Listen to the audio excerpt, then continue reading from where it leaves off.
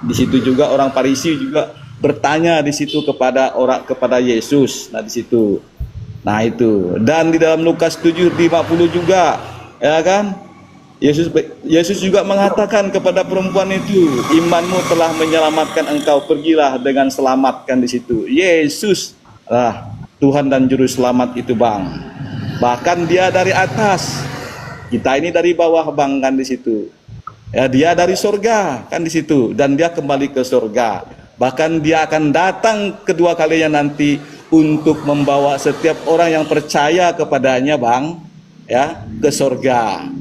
Nah itu, Bang, kebenaran, Bang, yang saya bisa sampaikan kepada Abang, kenapa saya mentuhankan Yesus dan tidak mentuhankan yang lainnya, Bang. Ya, karena dalam kekekalan dia memang Tuhan, Bang. Ya, banyak ayat-ayat dan juga mengatakan bahwa kehadiratnya sudah ada sejak sebelum dunia dijadikan. Bahkan dia juga berani mengatakan sebelum Abraham jadi, aku sudah ada. Nah, di situ dia, Bang. Dan nubuatan-nubuatannya dalam perjanjian lama sampai digenapinya di dalam perjanjian baru, Bang. Dari kelahiran, kematian, dan kebangkitannya dan kenaikannya ke surga, Bang. Hanya dia, Bang, satu-satunya jalan yang bisa membawa kita ke surga, Bang, kebenaran. Itu dari saya, Bang, kebenaran. Ya, oke, baik, terima kasih. Saya tanggapi ya, Bang Junaidi. Mohon izin ya, Gurunda Bang Juma, mohon. Silakan Bang, silakan. Dari jawaban saya singkat saja dari saya, ketika Bang Junaidi mengatakan bahwa Yesus itu benar-benar Tuhan, satu saja saya memberikan tanggapan di Yohanes 5 nomor 30, kalau Yesus itu mengaku dirinya Tuhan, kenapa dia harus berkata, aku tidak dapat berbuat apa-apa atas diriku sendiri, apa yang aku lakukan, apa yang aku kerjakan, semua atas kehendak Dia yang mengutus aku. Yesus hanya mengaku dirinya sebagai utusan, saudara. Tidak pernah Yesus ini mengaku dirinya Tuhan. Apalagi kalau kita mengatakan bahwa Yesus ini adalah Tuhan, tapi Yesusnya sendiri tidak pernah mengakui dirinya Tuhan. Nah, disinilah yang harus kita kupas, apakah benar ada pengakuan Yesus yang Yesus ini mengakuinya dirinya Tuhan, ataukah memang Yesus ini dipitnah menjadi Tuhan, ataukah dari teman-teman Kristen ini ada yang memerintahkan untuk menuhankan Yesus. Ya, silakan Gurunda Bang Juma, mohon izin ditambahkan. Ya, baik, makasih, Masya Allah. Mohon izin. Jadi pola yang dibangun oleh saudara kita Junaidi sama persis dengan pola yang dibangun oleh orang-orang yang bertemu dengan Paulus ketika Paulus ini berada kemudian di sebuah kota di mana Paulus datang dengan berbagai macam mukjizat yang dia bawa. Ketika dia mampu membangkitkan orang mati, Paulus ini mengobati orang, bermukjizat, minum racun, dipatuk ular, dan Paulus itu ternyata tidak mati, maka orang-orang di sekelilingnya menganggap Paulus ini adalah dewa, menganggap theos. Jadi Paulus di mata orang-orang dengan kelebihan yang dia punya, dilantiknya menjadi Theos Hermes, dan Barnabas mereka lantik menjadi Theoseus. Ini juga yang terjadi terhadap Kristen. Begitu mendengarkan informasi dari barat bahwa ada seorang manusia bernama Kristus hidup di tengah orang-orang Yahudi, membangkitkan orang mati, orang lumpuh berjalan, orang buta melihat, mereka juga melantiknya menjadi Theos. Karena antara Tuhannya Yahudi dan Tuhannya orang Yunani, dua Tuhan ini berbeda. Tuhannya Yahudi tidak pernah turun ke bumi menjadi manusia, Tuhannya Yunani turun ke bumi menjadi manusia. Kebetulan yang sampai kepada Kristen Indonesia ini adalah ajaran-ajaran yang syarat dengan mitologi Yunani. Maka orang Kristen dengan serampangan, dengan mudahnya melantik anak orang menjadi Tuhan, karena mengikuti pola ajaran orang-orang Yunani Romawi. Nah, sekarang bagaimana dengan Yesus? Ternyata Yesus mempersaksikan bahwa segala ucapan yang menjadikan orang Kristen menuhankan Dia justru ucapan itu menjadikan dirinya diimani sebagai rasul bagi kaumnya Bani Israel. Yesus mengatakan di dalam Yohanes 17:8, segala firman, jadi bukan cuma comot-comot ayat, cuma satu-satu doang. Dia kemudian kemuliaanku sebelum dunia ada, aku ada sebelum Abraham ada, bukan kayak gitu, tapi seluruhnya. Seluruh ucapan Yesus sudah sampaikan kepada muridnya. Setelah murid menerima segala firman itu, mereka dudukkan menurut Yesus sebagai rasul, bukan sebagai dewa. Tapi Kristen hanya dengan mendengarkan aku ada sebelum Abraham ada, wah seketika dia menjadi dewa. Padahal Yesusnya mengatakan segala firman yang aku sampaikan itu, apapun itu sebagai bukti bahwa aku utusan Tuhan. Nah, terkait dengan mukjizatnya, Yesus pun bersaksi. Yohanes 5:36, ada kesaksianku yang lebih penting dari kesaksian Yohanes Pembaptis, bahwa seluruh mukjizat, seluruh pekerjaan yang aku kerjakan, pekerjaan itu yang aku lakukan sekarang, dan pekerjaan itu yang bersaksi tentang aku.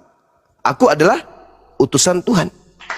Jadi ucapan Yesus seluruhnya bukti kalau Yesus utusan Tuhan, perbuatan Yesus seluruhnya bukti Yesus utusan Tuhan. Tapi hal ini begitu sampai di Yunani, wah ini bukan manusia biasa, ini dewa. Makanya di dalam Kisah Para Rasul 17, Paulus itu mengajarkan kepada orang-orang Athena menyembah Kristus yang adalah dewa dari orang-orang Athena, dewa dari orang Yunani. Kita lihat di dalam Kisah Para Rasul 17 yang diceritakan oleh asisten Paulus sendiri. Kita mulai dari data 22. Paulus pergi berdiri di atas Areopagos. Areopagos itu semisal tempat persidangan atau tempat pengadilan. Dan berkata kepada orang-orang Athena, orang-orang penyembah dewa, hai orang-orang Athena, aku lihat bahwa dalam segala hal kamu sangat beribadah kepada Theos, dewa-dewa.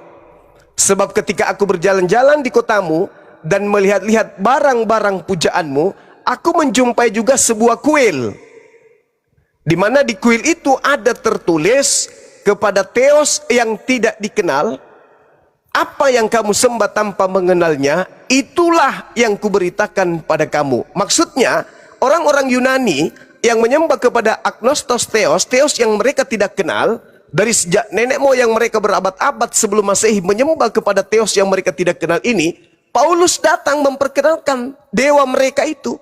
Dan dewa yang mereka tidak kenal itu namanya Kristus Yesus. Maka seketika orang Yunani, seketika orang Romawi menyembah kepada Kristus Yesus. Karena mengapa? Mereka diajarkan oleh Paulus bahwa Kristus Yesus itu adalah inkarnasi dari agnostos Theos yang mereka sembah berabad-abad tapi mereka tidak kenal. Maka dia datang dalam rupa manusia bernama Yesus, Kristus Yesus. Inilah yang menular ke orang Kristen di Indonesia ini. Menyembah kepada dewa Athena, tetapi karena mereka kemudian tidak paham tentang seluruh ajaran mereka, mereka hanya dihipnotis, hanya didoktrin, didogma bahwa yang kalian sembah bernama Kristus itu jelmahan Tuhannya Yahudi. Padahal tidak. Yesus anak Maria ketika datang di tengah-tengah kaumnya hanya mengajarkan dirinya rasul. Hanya rasul aja, bukan yang lain. Makanya dia katakan hidup kekal itu adalah mereka mengenal engkau ya Bapa sebagai satu-satunya Tuhan yang benar, dan mengenal aku sebagai utusanmu. Itu bagi orang Yahudi. Tapi lagi-lagi Paulus mengajarkan kepada orang Roma dan Yunani bahwa dewa-dewa mereka yang mereka sembah dari sejak turun-temurun telah datang ke bumi dan bernama Kristus Yesus. Makanya jadilah Katolik, disembahlah Kristus ini, padahal di tempat akhirnya Kristus hanyalah Rasul utusan Tuhan. Demikian.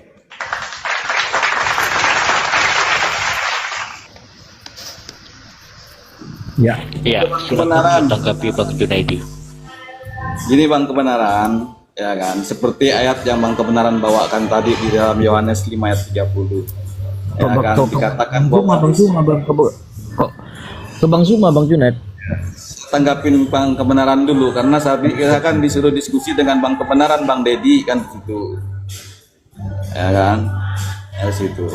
Nah, Jadi saya mau menanggapi ya ayat Yohanes 5 ayat 30 yang dibawakan oleh Bang Kebenaran tadi kan di situ. Ya kan? Yang mengatakan bahwa Yesus itu tidak bisa berbuat apa-apa kan di situ. Nah, bagi saya orang yang percaya itu menunjukkan Yesus itu satu kesatuannya dengan Bapa kan di situ. Ya. Apa yang dikatakan Bapa itu juga yang dikatakan Yesus. Ya kan? Apa yang disampaikan Bapa itu juga yang disampaikan Yesus kan di situ ya. Nah, itu satu kehendak yang sempurna dalam diri Allah Bapa itu yang menyatakan bahwa Yesus itu memang tidak bisa bertindak secara independen, Bang Kebenaran. Dan dia harus tidak menuruti keinginannya sendiri, melainkan sepenuhnya tunduk dan patuh dan taat sesuai dengan kehendak Bapa. Karena di situ Yesus menyatakan dirinya dia adalah utusan juga. Nah Yesus ini Bang Kebenaran ya, dia bukan saja sebagai utusan kan di situ. Ya, gelar Yesus ini dia juga adalah juru selamat, ya kan? Nah, jadi juga adalah anak tunggal Bapa dan dia juga adalah anak manusia kan di situ. Nah, dia juga Tuhan kan di situ. Nah, kalau nanti dikatakan Tuhan, ya pastilah Bang Kebenaran ya tidak akan percaya seperti Bang Kebenar katakan kenapa saya mentuhankan Yesus. Nah, tadi beberapa alasan yang sudah saya sampaikan kenapa saya mentuhankan Yesus tadi itu ada beberapa alasan kan, salah satunya bahwa dia tidak berdosa kan di situ. Nah, mana ada manusia di dunia ini yang berdosa, yang tidak berdosa? Semua manusia di dunia ini pasti berdosa Bang Kebenaran. Ya, hanya Yesus yang tidak didapati bahwa dia berdosa. Makanya saya mengikuti dia, saya menyembah dia karena dia bagi keyakinan saya dia yang mampu menyelamatkan saya Bang Kebenaran kan di situ. Nah itu. Nah, kalau kita bercerita tentang Rasul Paulus ya, dan Rasul Paulus ya di dalam kisah para rasul itu dia ditunjuk oleh Yesus sendiri kan, karena pada saat itu Yesus sendiri menampakkan dirinya dengan cahaya kan, dengan suara kan di situ dia. Justru Rasul Paulus ini bagi saya ini adalah rasul yang mulia. Ya, karena peran sentral dalam penyebaran Injil kepada orang-orang non-Yahudi itu ya itu dia Rasul Paulus ini. Kan di situ, ya. Bayangkan saja Bang Kebenaran ya. Yang tadinya orang yang menganiaya pengikut-pengikut Yesus Kristus ya bertobat loh. Kan di situ dia. Ketika dia mengalami ya perjumpaan dengan Yesus di dalam cahaya dan penampakan itu, dia bertobat kan di situ. Nah itu justru Rasul Paulus inilah yang menyampaikan penyebaran Injil itu kepada orang-orang non-Yahudi sehingga banyak orang-orang percaya kepada Yesus Kristus. Oke, cukup. Itu dari saya. Silakan Bang Zuma, tanggapi Bang Zuma, izin. Ya, jadi di dalam kitabnya Yahudi jangan berdusta ya, Keluaran 20. Saudara Junaidi mengatakan Yesus itu tidak pernah berdusta. Yesus itu di dalam Yohanes 3 nomor 13 salah satu dustanya ya, karena dia banyak berdusta di dalam Bible. Entah itu Yesus atau pengarang Bible yang tidak sinkron terhadap data satu dengan data lain. Yohanes 3:13 tidak ada seorang manusia yang telah naik ke surga selain daripada Dia yang telah turun dari surga, yaitu anak manusia, Yesus maksudnya. Ini bohong Yesus ini, pembohong besar ini Yesus. Karena di dalam 2 Raja-Raja 11 dikatakan Elia naik ke surga dalam angin badai. Yesus pembohong, pendusta dia. Tidak ada manusia yang telah naik ke surga, Elia manusia. Jadi yang mana yang bohong ini? Yesusnya atau pengarang Bible yang tidak mengerti tentang kitabnya Yahudi. Kitabnya Yahudi menerangkan 2 Raja-Raja 2:11 Elia naik ke surga dengan angin badai. Datang Yesus ngarang bebas. Tidak ada seorang pun yang telah naik ke surga. Ya ini apa? Ini pembohongan ini. Jadi kalau ada orang menjual Kristus untuk disembah karena tidak pernah berbohong, itu bullshit. Orang itu masih perlu belajar. Belum lagi dia mengambil keledai orang. tanpa izin, pencurian, perampokan. Sampai hari ini keledai orang nggak dikembalikan, pencuri dia itu. Belum lagi dia mengatakan semua manusia yang datang sebelum aku adalah pencuri dan perampok. Dia mengatakan ibunya pencuri dan perampok. Pembohong itu, pendosa besar Yesus itu. Pendosa besar dia.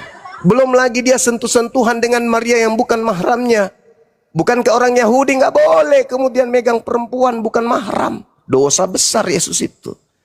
Ya, tapi lagi-lagi kami sebagai Muslim berlepas tangan, berlepas diri dari keadaan-keadaan seperti itu. Karena Nabi Isa itu manusia suci. Tapi kalau di Bible, ya itu derita Kristen. Kalau dikatakan dia wajib kemudian pantas untuk mati karena tak ada dosa, justru kebalikan. Orang yang tidak berdosa nggak boleh mati. Keluaran 23 nomor 7 nomor 8, jangan kau membunuh orang yang tidak berdosa, jangan kau membunuh orang yang tidak bersalah. Ini malah dibunuh ini. Ini kenapa? Karena Paulus. Jadi Kristen ini mendapatkan ajaran Kristen bukan dari Yesus. Yesus hanya untuk Bani Israel.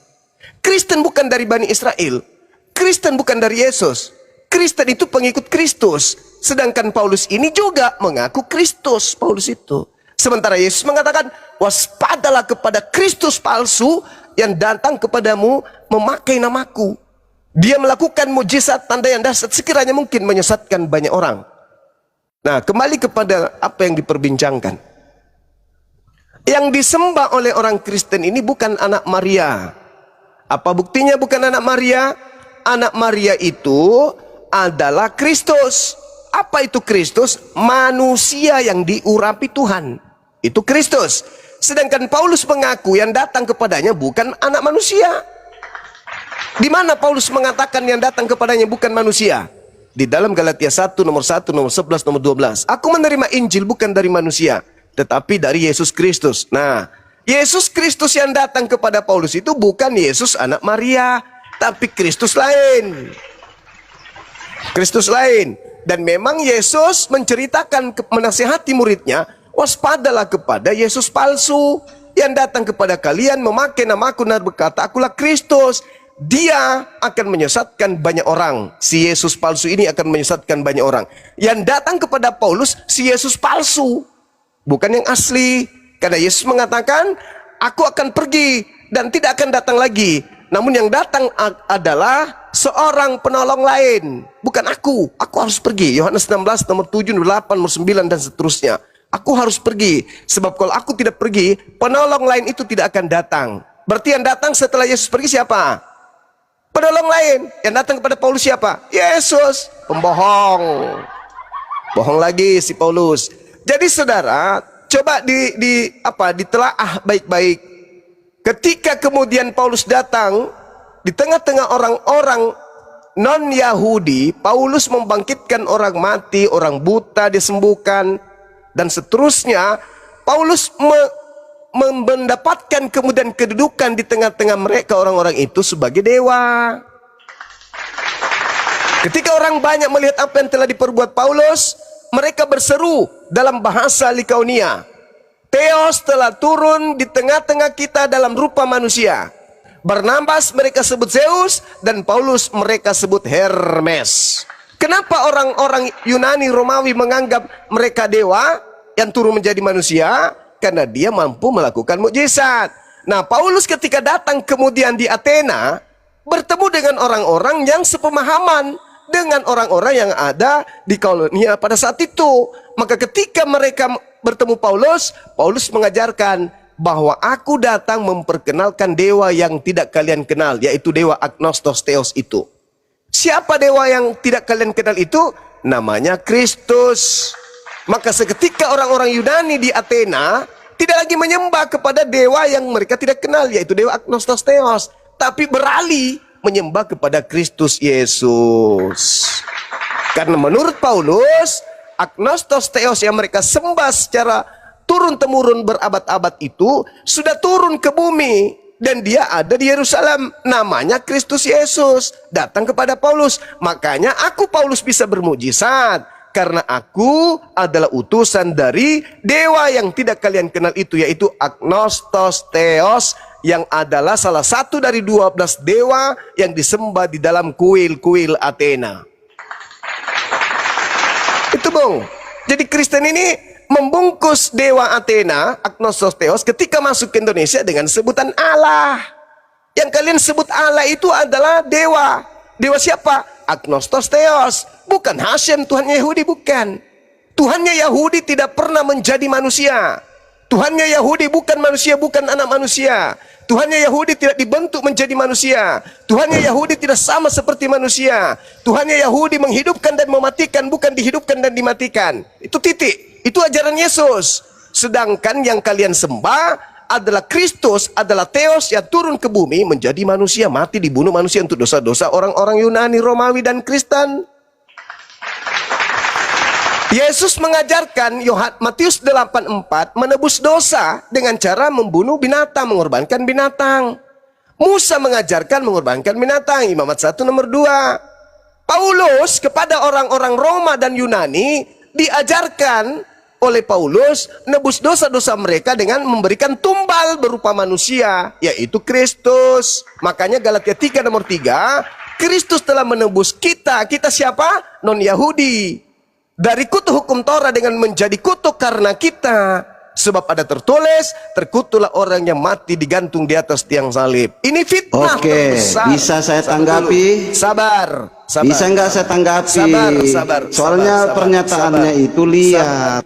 Host, sabar. Diturunkan dulu host Kristen sejati ini. Bukan masalah diturunkan, harus ditanggapi. Sabar. Setelah ini Anda tanggapi. Boleh kok. Ini diskusi liar. Ini harus ditanggapi. Dengar. Harus ditanggapi terbesar, ini liar. Fitnah terbesar yang telah dilakukan oleh Paulus. Fitnah terbesar yang dilakukan oleh Paulus pembohong besar ini adalah menuduh Yesus mati dengan jalan kutuk. Pertanyaan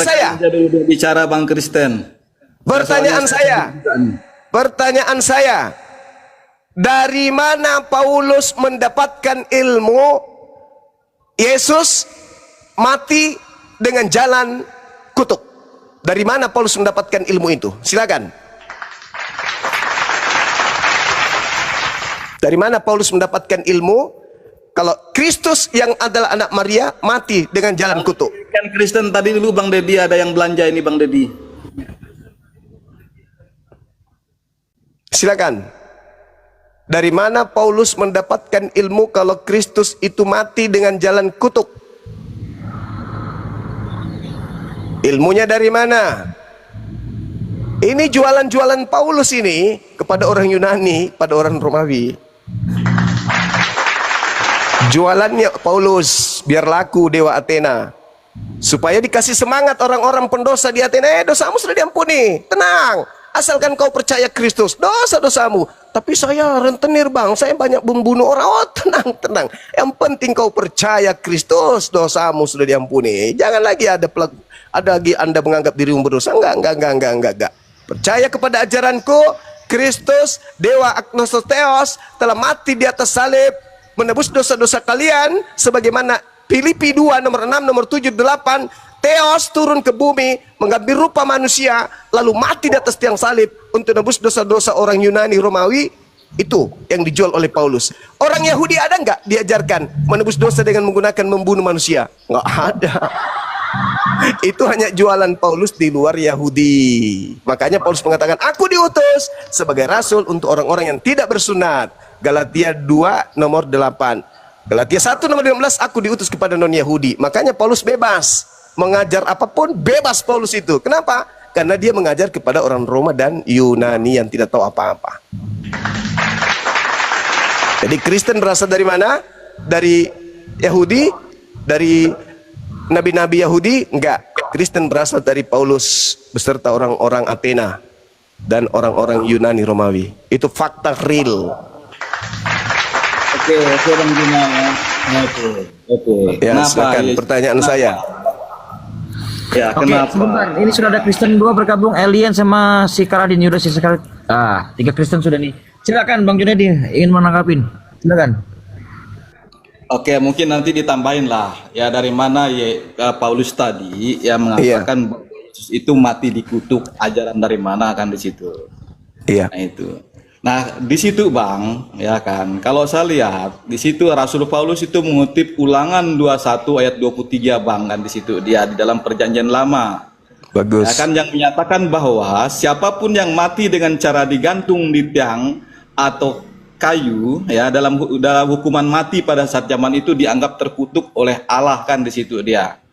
Nah, jadi orang-orang Yahudi pada zaman Paulus itu memahami bahwa metode penyalipan yang terjadi ya bagi Yesus ya kan, nah di situ itu adalah kematian disalib adalah bukti bahwa seorang adalah pelanggar hukum dan berada di bawah murka Allah kan di situ dia.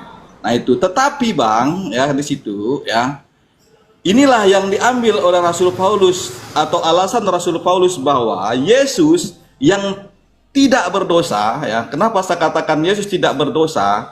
Ya, saya sudah sampaikan tadi tidak ada ayat yang mengatakan bahwa Yesus itu berdosa. Sekalipun Bang Juma tadi mengatakan bahwa Yesus mencuri keledai dan sebagainya kan di situ. Ya kan, tetapi tidak ada satu ayat yang secara eksplisit menunjukkan bahwa Yesus itu berdosa. Nah, jadi disitulah saya melihat bahwa Yesus yang tidak berdosa itu mengambil peran sebagai pengganti Bang, ya, bagi umat manusia yang berdosa. Nah itu, nah mengapa saya mengikuti Yesus yang berdosa ini, mengikuti yang tidak berdosa? Dia mengambil peran Bang untuk menggantikan saya sebagai orang yang berdosa Bang. Nah, makanya ya hukuman mati dan keterpisahan dari Allah itu kan karena pelanggaran hukum dosa Bang.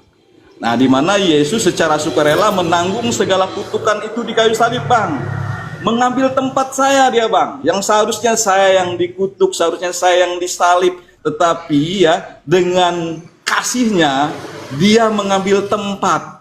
Yesus itu mengambil tempat untuk menggantikan saya, untuk membebaskan saya dari segala dosa saya Bang. Nah mungkin bisa ditambahkan dari Kristen lain Bang, saya mute dulu. Ya, berarti mencuri keledai, berbohong itu bukan dosa dalam Kristen ya. Terus kemudian saudara, terima kasih Anda sudah merujuk kepada Ulangan 21. Ulangan 21 itu jelas Tuhan yang mengutuk pelaku dosa besar. Pertanyaan saya, apa dosa besarnya Yesus sampai dia dikutuk oleh Elohim? Dosanya apa? Ini fitnah yang dilakukan oleh Paulus demi mendapatkan kemudian pengikut dari Athena dan Roma. Apa? Ulangan 21 itu Anda ngerti konteksnya? Ulangan 21 itu jika ada orang yang melakukan dosa yang sepadan dengan hukuman mati, terus Anda ingin mengatakan, itu kami. Memang Kristen melakukan dosa apa? Dosa apa yang kalian lakukan sampai kalian itu pantas untuk setara hukuman mati? Apa dosa kalian? Karena makan babi. Orang Kristen mau makan babi, mau makan pesawat, mau makan aspal, mau makan jembatan juga nggak ada dosa. Karena orang Kristen tidak ada aturan dari Tuhan untuk Kristen. Tidak ada aturan Tuhan untuk Kristen. Sampai orang Kristen dikatakan berdosa karena melanggar. Mana perintah Tuhan kepada orang-orang Kristen? Ada? Enggak ada. Yang mana perintah Tuhan ke Kristen? Kristen, ya paman, jangan kau makan babi, karena itu dosa bagimu. Pret. Kristen, jangan kau berzina. Di mana dalilnya Tuhan berkata begitu kepada non-Yahudi? Enggak ada.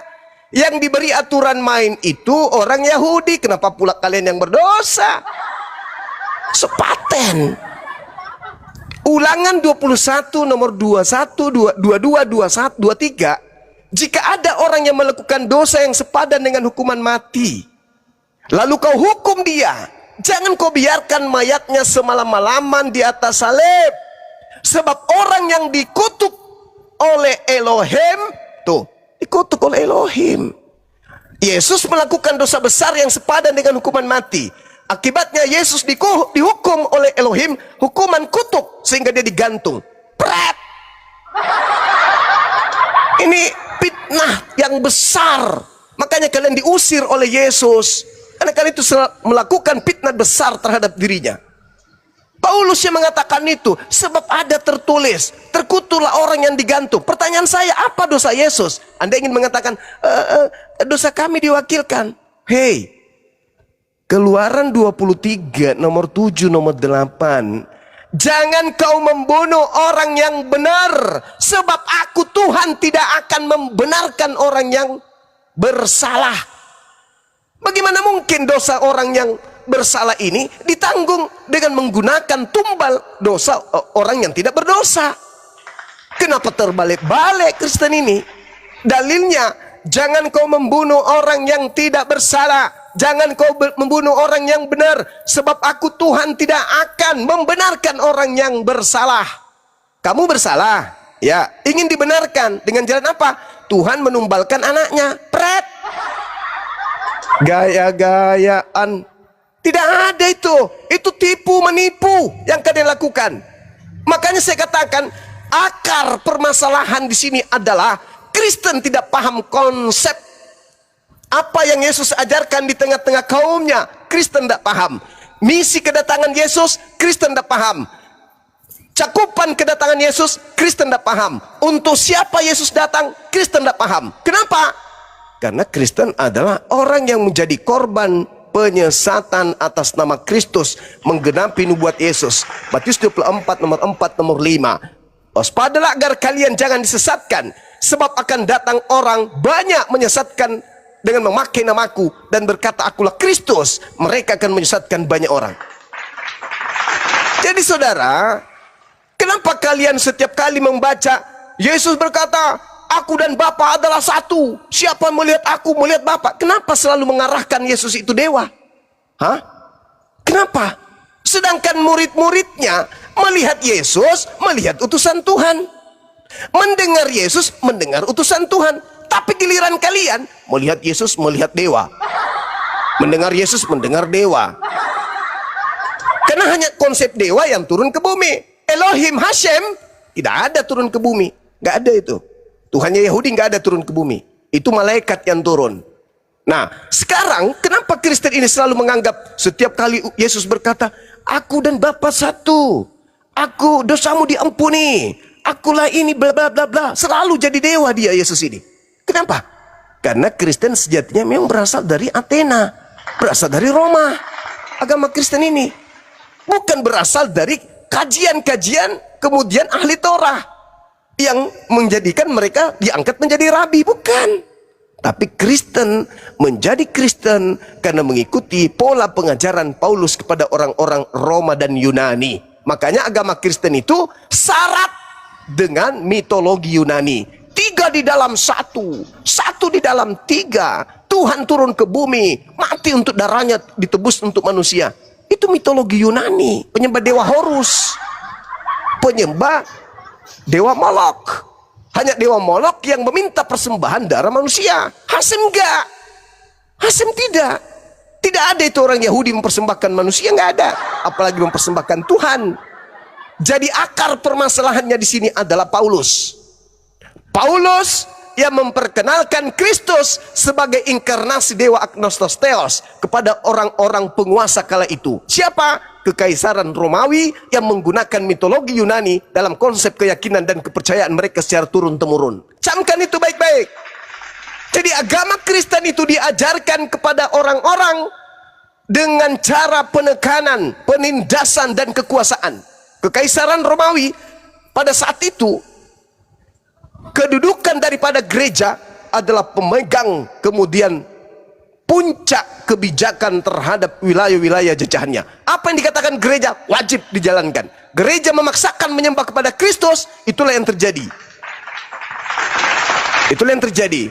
Maka Roma menyebar ke seluruh penjuru sampai ke kerajaan Belanda. Belanda masuk ke Indonesia, mengajarkan menyembah kepada Kristus yang 100% manusia, 100% dewa. Seutuhnya manusia, seutuhnya dewa. Itulah inkarnasi dari agnostos theos. Dewa yang tak dikenal, yang Paulus katakan, aku datang kepadamu untuk memberitakan tentang dewa yang selama ini kau sembah, yaitu dewa agnostos theos yang datang dalam rupa Kristus. Baca Filipi 2 nomor 6, nomor 7 dan 8. Theos tidak mempertahankan keteosannya, melainkan mengosongkan dirinya, lalu turun ke bumi mengambil rupa manusia, lalu sama menjadi manusia, lalu taat, bahkan taat sampai mati di atas tiang salib. Yang turun menjadi manusia menurut Paulus siapa? Theos. Siapa Theos ini? Dewa mitologi Yunani Romawi. Caranya menipu, masuk ke Indonesia, Theosnya diganti menjadi Allah. Kenapa diganti menjadi Allah? Supaya menipu yang lain. Sudahlah dia menipu sesamanya, ingin lagi menipu umat Islam dengan menyebut Theos itu dengan sebutan Allah. Masuk ke Bali, orang Bali juga ingin ditipunya, diganti lagi, yang tadinya Allah dirubah lagi menjadi Sang Hyang Widi. Kenapa bisa konsep ini selalu menipu? Karena asalnya dari iblis. Pedis ya? Ya itulah faktanya. Kembali kepada akarnya yang tadi. Dari mana Paulus mengatakan Yesus ini manusia dikutuk di atas tiang salib? Anda mengatakan Ulangan 21. Justru itu yang akan memberatkan. Apa dosa Yesus yang sepadan dengan hukuman mati? Sampai dia harus kemudian dikutuk oleh Elohim. Anda akan mengatakan karena dosa kita. Di mana dalilnya di kitabnya Yahudi dosa bisa ditanggung oleh orang lain? Di mana itu dalilnya? Ada? Tak akan pernah kau temukan. Jadi Kristen ini saya katakan hanyalah komunitas orang-orang yang punya ilusi yang akut, yang tidak bisa membedakan antara Tuhan dengan dewa-dewa Yunani. Demikian. Mantap. Bang Junedi.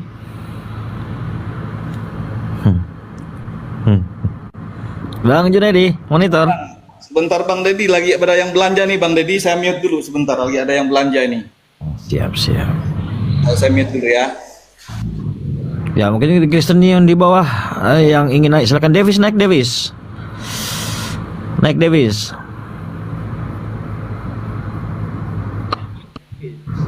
Mas Ditutup dulu lah. Apa itu? Sampai Bang Junaidi takut untuk menanggapi saking mencret Putus, Bang. koma. Bang kemarin putus-putus. Kenapa tadi Bang Ricardo? Apa yang ditutup? Si Junaidi gak maksudnya? Apa? Warungnya. Oh, kirain apa? Nyawanya aja yang ditutup.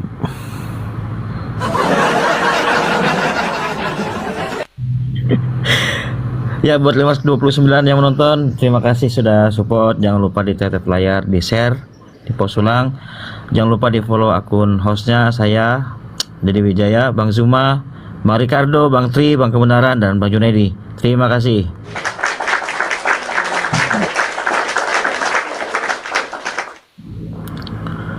Ditutup aja warungnya Bang Junaidi. Iya, suara saya masih putus ya, teman-teman. Udah baik. Bisa sambil share. Iya, Masya Allah, Subhanallah. Iya, sangat jelas sekali ya yang dipaparkan oleh gurunda kita Bang Zuma ya, sehingga membuat Junaidi sampai tidak bisa berkata apa-apa lagi, tidak bisa menanggapi lagi dengan beralasan jaga warung ya. Udah mencret ya. Ya, oke, baik, silakan yang di bawah untuk saudara Kristen yang ingin membantu Junaidi ya, silakan Anda naik ya, agar bisa segera tersadarkan.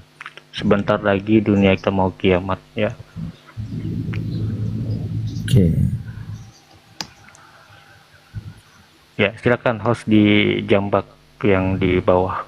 Ketik yang saya oten Bang akan dinaikkan oleh moderator. Ketik 3 yang oten, ketik 3 di bawah, ketik 3. Nanti biar saya kasih naik nanti. Masih ada 3 slot di bawah. Buat oten yang mau naik silakan. Ketik 3 yang oten di bawah. Ini banyak muslim di bawah ini. Gimana dong? 30.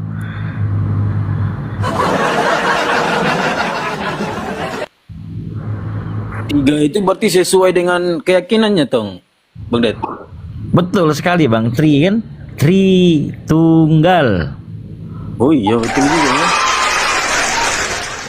Kasihan sekali. Jadi kita ini kasihan sekali sama mereka ini. Jadi apa yang sudah itu terbantahkan semua kan gitu.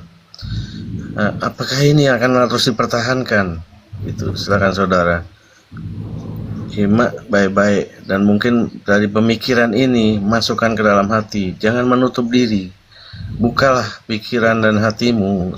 Mudah-mudahan kau mendapat hidayah. Amin. Amin. Iya, betul sekali, Masya Allah. Betul yang dikatakan oleh saudara kita Bang Tri ya.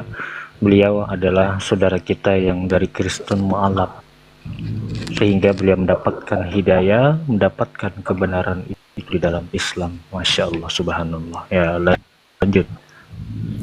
Iya, sahabat-sahabat sekalian, izinkan saya bernarasi karena di bawah masih banyak Kristen awam yang harus kita bimbing memang. Silakan Bang. Ya, Insya lanjut. Allah. Al-Quran datang. Sudah. Iya, akhirnya. Al-Quran datang kemudian setelah ajaran para nabi itu dibengkokkan. Fitnah demi fitnah tersusun kemudian dengan rapi oleh iblis, ya, beserta dengan timnya. Al-Quran menjelaskan, Bismillahirrahmanirrahim, ya bani Adam la yaftinannakumus syaitan kama akhraja abawaikum minal jannah. Nah, orang Kristen ini nggak sadar gitu loh. Adam dilemparkan dari Ganbi Eden hanya karena satu pelanggaran. Jangan kau makan satu ini, please. Dimana kau makan satu ini, kau akan mati. Itu kata Tuhan berdasarkan kaidah yang ada di dalam kitab Kejadian milik orang Yahudi yang terjemahannya dipakai oleh orang Kristen tanpa malu-malu. Ya bani Adam, wahai anak keturunan Adam, la yaftinannakumus syaitan, jangan sekali-kali kamu tertipu, disesatkan oleh setan. Kama, sebagaimana akhraja abawaikum, telah dikeluarkannya oleh mereka, orang tua kalian, Adam, dari surga. Nah, kalau Adam melanggar cuma satu perintah, dilemparkan keluar dari surga, lalu bagaimana dengan Kristen yang melanggar semua perintah? Mau dilemparkan kemana lagi Kristen ini? Semua perintah-perintah Tuhan dilanggar. Juma, omongnya ganti-gantian Juma. Sabar. Padahal Yesus sendiri mengatakan di dalam Matius 5 nomor 19, barang siapa yang meniadakan, menghilangkan, melanggar perintah dalam Torah meskipun yang paling terkecil dan mengajarkan kepada orang lain untuk melanggarnya, maka dia akan menempati tempat terhina dalam kerajaan langit alias neraka. Itu fakta. Bisa bicara kalau kamu ngomong terus. Oke, silakan Anda berbicara, terangkan kepada kami di sini apa kemudian dan bagaimana sehingga Paulus dengan teganya memfitnah Yesus, mengatakan bahwa Yesus adalah pelaku dosa besar yang sepadan dengan hukuman mati, dan Yesus itu pantas dikutuk oleh Tuhan Elohim. Silakan. Kabur dia, lari Bang. dia. Dia mute langsung turun sendiri dia. Takut memang dia dari kemarin dia tuh. Ini saya cari-cari dia nih, Bang. Turun. Jadi gitu, satu dosa aja Adam diusir. Bagaimana dengan Kristen yang melanggar semua dosa, melanggar semua perintah? Maka untuk mengamankan mereka kemudian menjadikan Yesus sebagai tumbal. Gak apa-apa kita melakukan segala hal, karena sudah ada Yesus sebagai tumbal, tameng dosa-dosa kita. Itu ajaran Paulus tuh. Makanya Paulus mengatakan kalian bukan lagi hamba Tuhan, tapi kalian adalah anak-anak Tuhan. Pertanyaannya, kalau Paulus mengatakan Kristen itu bukan hamba Tuhan lagi, tapi faktanya di gereja mereka masih menghambakan diri, pertanyaannya mereka menghambakan diri kepada siapa? Sementara mereka bukan hamba Tuhan.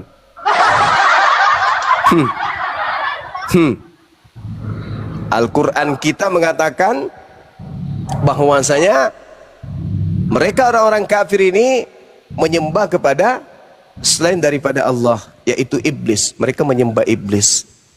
Iblis yang mereka sembah itu, inna ja'alna syayatin awliya lilladzina la yu'minun. Sesungguhnya aku Allah menjadikan iblis sebagai pemimpin, sebagai penolong, sebagai penuntun bagi orang-orang yang tidak beriman. Nah, makanya Al-Quran jelas mengatakan di data nomor 30-nya, farikan hada wa farikan haqqa alaihimud dalalah.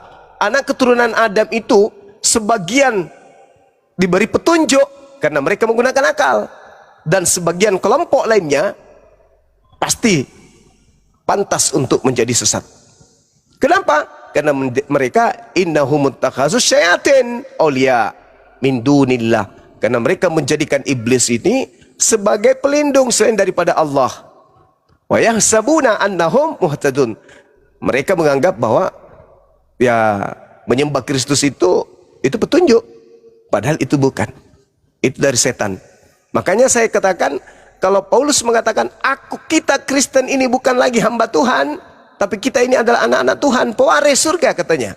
Tapi kenapa di gereja masih menghambakan diri? Ini hamba siapa ini? Perintah Tuhan, Keluaran 31:14, bunuh orang yang tidak mengkuduskan hari Sabtu. Jadi orang yang menghambakan diri tentu memelihara hari Sabtu.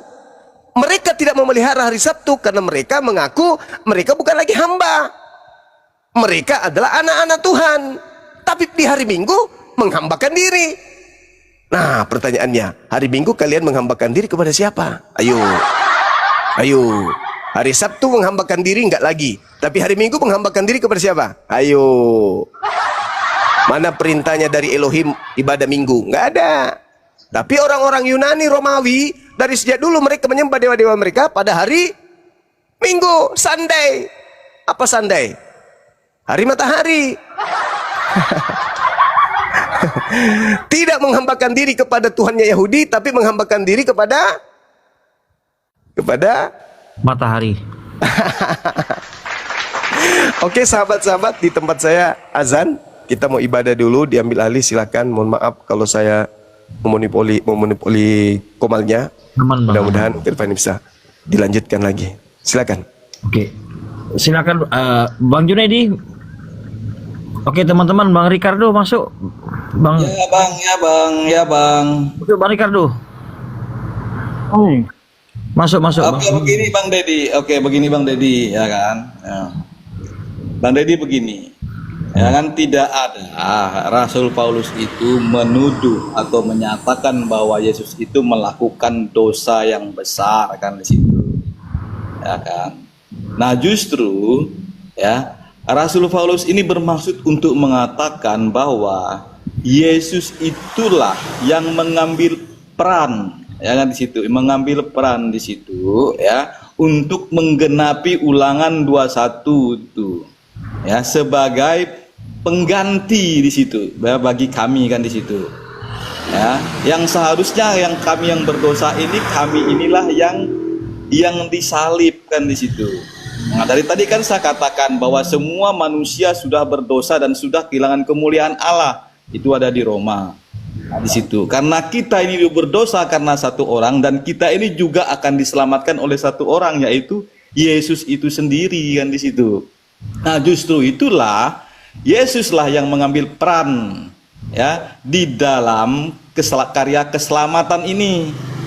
Karena apa? Karena karya keselamatan ini ya sudah ada di dalam kekekalan di situ dia, bahwa ya Allah yang tidak menyayangkan anaknya kan itu untuk menyerahkannya ya untuk menyelamatkan umat manusia di dunia ini, Bang Dedi. Nah, di situ. Jadi argumen atau perkataan Rasul Paulus itu keselamatan tidak datang melalui usaha kita sendiri, Bang Dedi.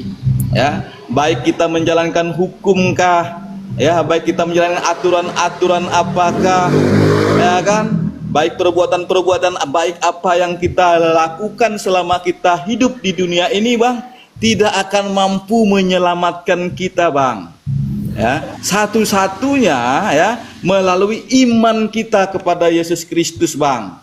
Kan di situ. Makanya Yesus itu menjadi kutuk bagi kita yang berdosa ini, Bang, untuk ya menyelamatkan umat manusia di dunia ini, Bang. Di situ dia. Oke, saya mute dulu Bang Dadia. Oke, silakan sampai masuk nih. Bang Ricardo, Bang Tri, Bang Kebenaran Islam, silakan. Ya, oke, terima kasih host. Ya, izin ya Gurunda Bang Juma untuk menanggapi sedikit apa yang dinarasikan oleh ganti dulu ya, Junaidi.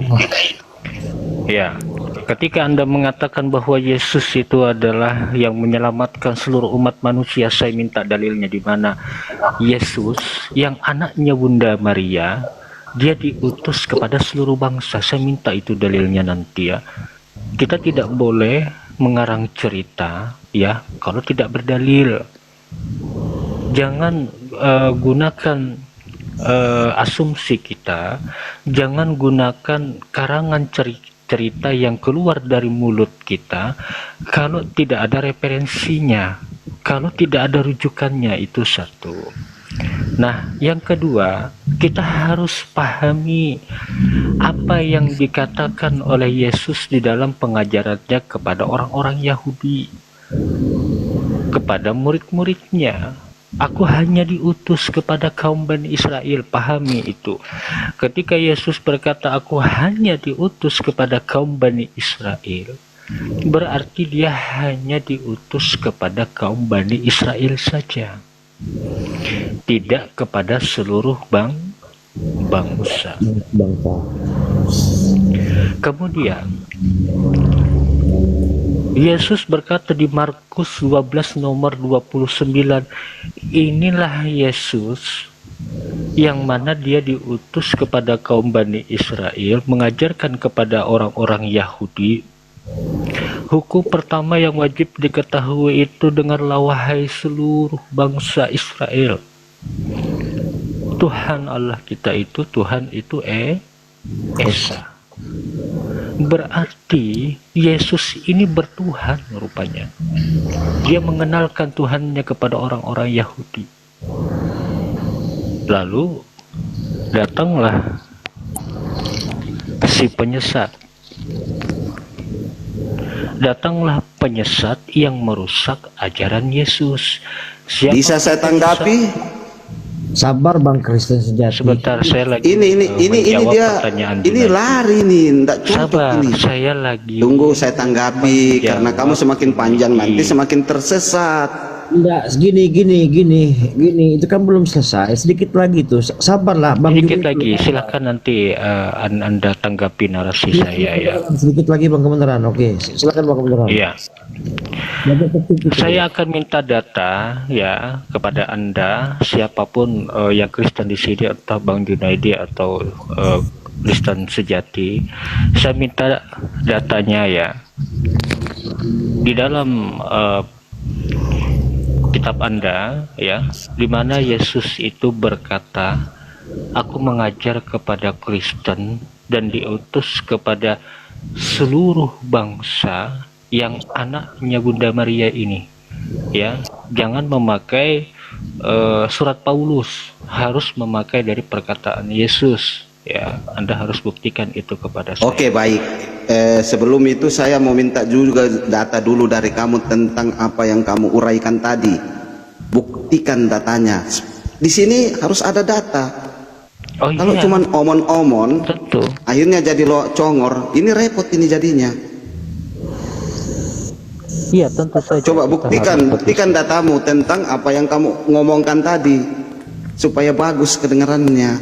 Kalau cuman omon-omon, jadinya kuculuk nantinya. Oh, ini diskusi iya. atau apa nih? Oke, ini yang kita suka ini ya.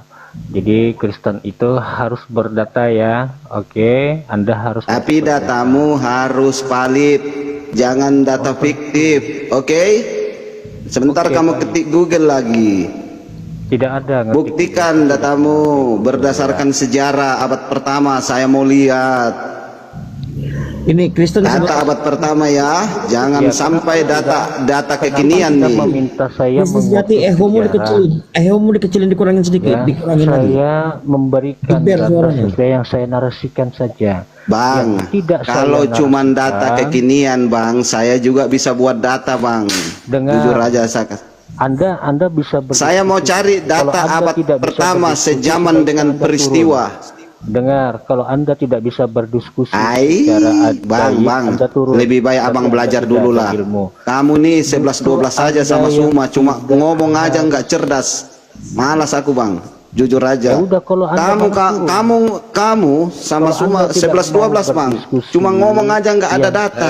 yang tidak mau Udah, malas aku diskusi sama kamu. Kalian ini nggak cerdas. Gimana kalian? Saya mau yang Ya, cerdas, silakan siapa ini? bukan yang longor. Diturunkan dulu host. Sebentar sabar. Diturunkan dulu. Dibuang aja dulu itu ke neraka ya. Kabur sendiri dia. Enggak diturunkan Mohon sendiri dia. izin ya. Di sini kita ada Guru Bang menghargai beliau. Kalau ada Kristen seperti itu, segera cepat-cepat dibuang ke neraka, saudaraku. Jangan dibiarkan dia ngoceh-ngoceh di sini ya. Kita hargai gurunda kita ya. Ya, silakan Bang Junaidi. Ya, Anda tanggapi apa yang saya tanggapi dari narasi yang Anda sampaikan.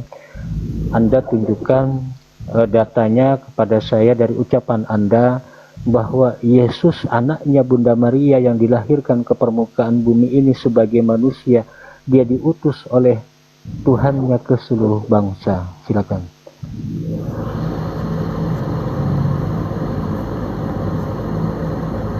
Sebenarnya Bang Junaidi butuh pendamping dia itu. Kalau diskusi itu kayak gitu kan nggak fokus dia itu. Yang ada Kristen sejati kayak biadab. Ini tadi nggak dikik loh ya, dia turun-turun sendiri loh ya. Aku tandain dia tuh cuma ngerusul aja buat jadi komol itu. Ya karena memang nggak ada ilmunya, percuma dia. Kalau orang yang beradab, orang yang berilmu, ya, ketika ada orang yang lagi menanggapi ataupun menjawab pertanyaan, kita diam dulu. Ya, diam dulu, nanti ada giliran kita untuk memberikan sebuah jawaban atau tanggapan. Seperti itu. Ya, silakan diambil alih host. Mungkin ada yang mau ditambahkan oleh Gurunda Bang Suma. Bang Suma masih zuhuran itu. Nggak apa-apa ini masih zuhuran ya. Oh iya. Iya, Ya, saya menambahkan ya, begini. silakan Bang Tri diberikan tambahan. Saudara Kristen sejati, kalau kau masih ada di bawah, kalau Anda sopan kami hargai. Tetapi kan karena seringkali di komal-komal Muslim ini Anda cuma hanya ngaco. Coba kalau Anda diskusi dengan baik, kami juga akan menerima akalnya, tidak akan ada yang mengganggu Anda. Tapi Anda datang mengganggu gitu. Cobalah. Nah, kita ini namanya sesama bangsa Indonesia gitu. Siapa yang memperjuangkan daripada kemerdekaan ini? Dan siapa itu yang namanya Dendles, Van den Bos, kemudian Kapten Westerling? Mereka datang ke Indonesia dengan menjajah. Nah, kami ini yang bilang sebagai penerus-penerusnya, karena orang tua kami sudah sebagai suhada, membela negara, membela saudaranya, membela anak istrinya, membela bangsa. Itu yang diajarkan kepada kami untuk membela hak-hak hal yang benar gitu. Coba kalau Anda berlari tadi ke abad pertama, sebelum abad pertama, adakah bahwa dulu utusan-utusannya dulu mengajarkan ketauhidan? Semua itulah yang diteruskan oleh Rasulullah Muhammad SAW.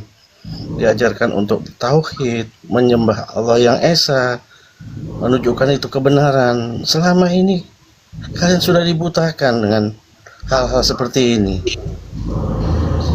Inilah kami ini, kami Muslim, mengharapkan bahwa nanti kita akan kembali dengan suhada, kembali dalam husnul khotimah. Inna lillahi wa inna ilaihi rajiun. Kami juga berasal dari Allah, maka akan kembali juga ke sana. Wajiblah kita untuk menyiarkan hal yang benar dan tidak membuat kekacauan seperti yang Anda lakukan. Mudah-mudahan Anda dengar. Silakan dilanjut, saudara-saudaraku. Iya, betul sekali yang dikatakan oleh saudara kita Bang Tri ya. Beliau seorang yang cerdas ya, berbeda dengan Oten ya.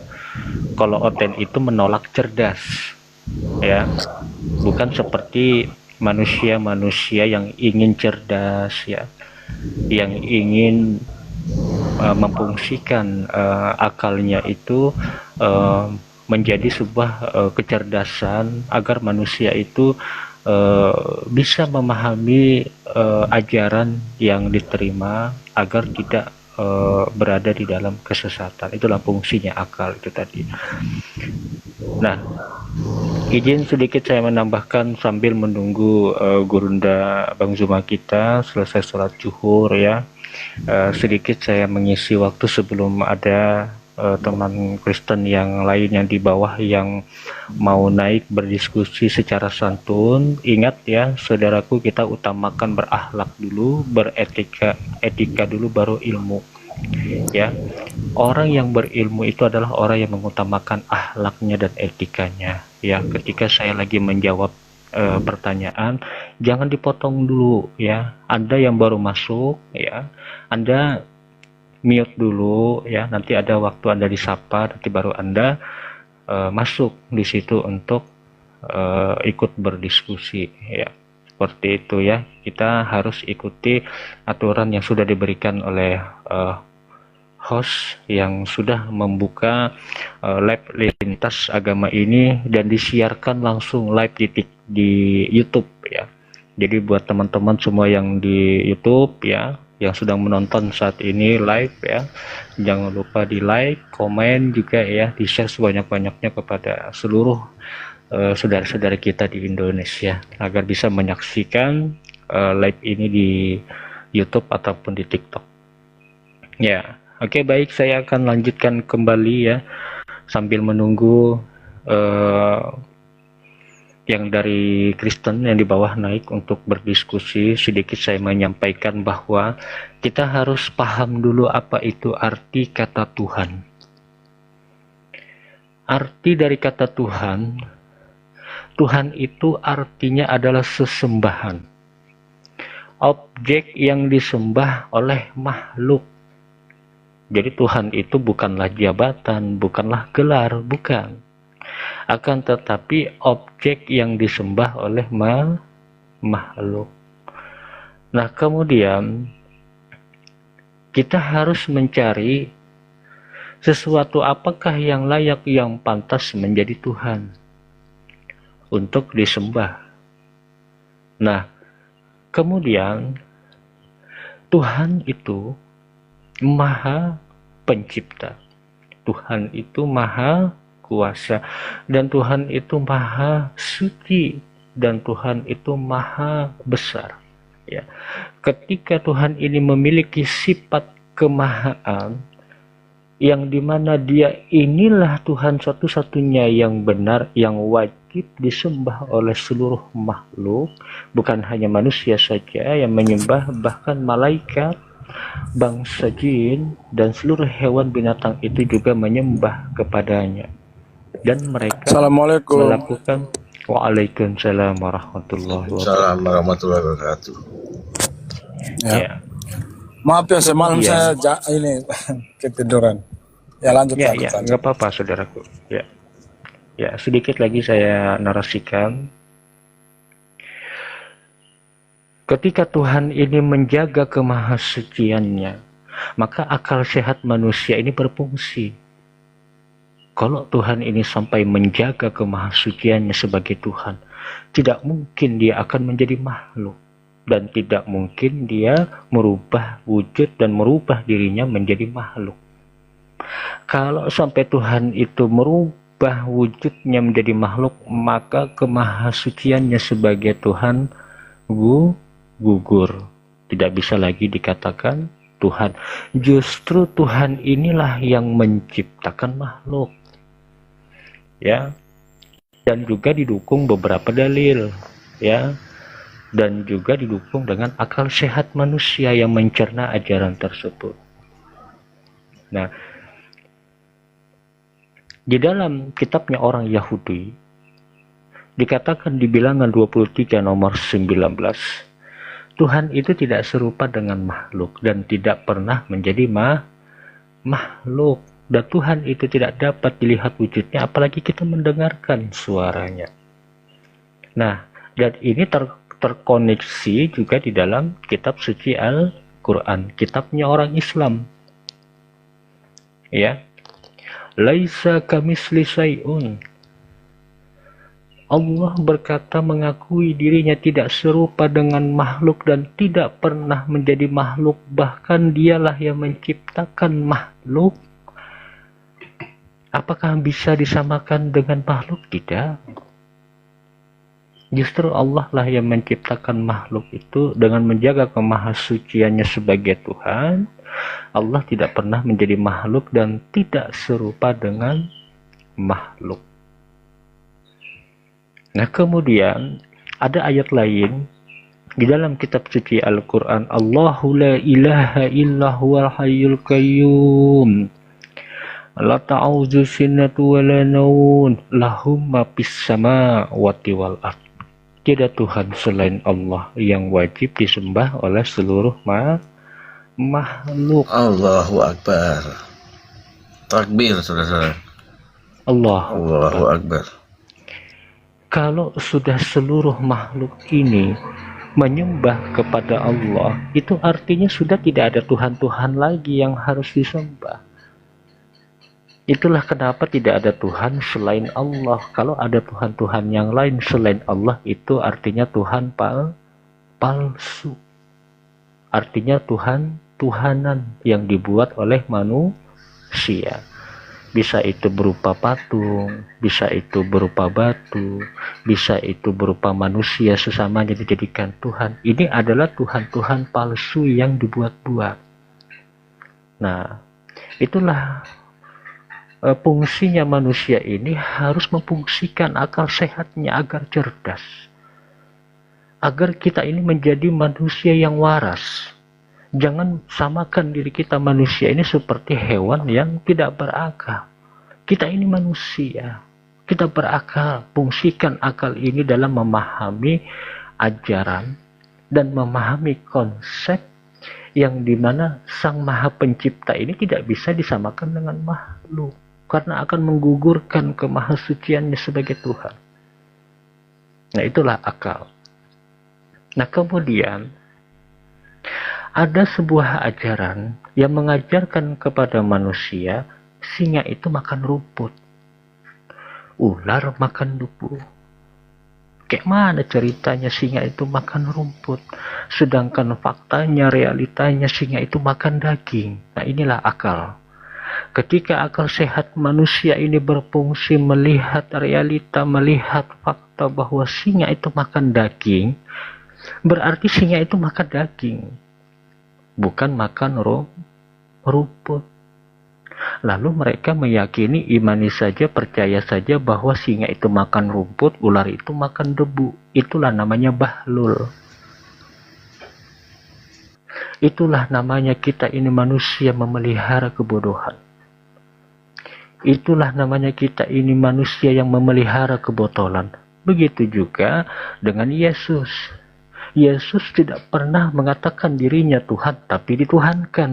Nah, inilah baru yang dikatakan kebahlulan. Inilah yang dikatakan kebotolan. Inilah yang dikatakan manusia itu menolak untuk cerdas. Sudah jelas-jelas Yesus ini manusia, dilahirkan oleh Bunda Maria ke permukaan